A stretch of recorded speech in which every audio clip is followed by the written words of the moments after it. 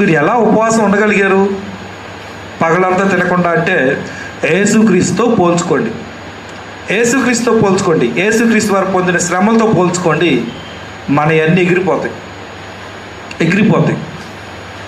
అపోస్తులు ఆకలిని సైతము లెక్క చేయలేదు, దాహాన్ని సైతం లెక్క చేయలేదంటే వారి మైండ్లో ఏముంది?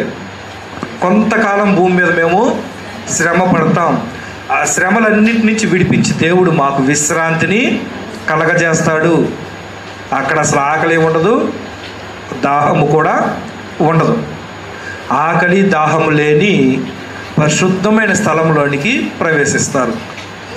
మరి మనం ఆకలి దాహం లేని పరిశుద్ధ స్థలంలో నివసించాలంటే ఆకలి దాహము కలిగించేటువంటి శరీరంలో దాన్ని ఎలా చూడాలి? చులకనగా చూడాలి. ఎవరి నిమిత్తమో? యేసుక్రీస్తు నిమిత్తం.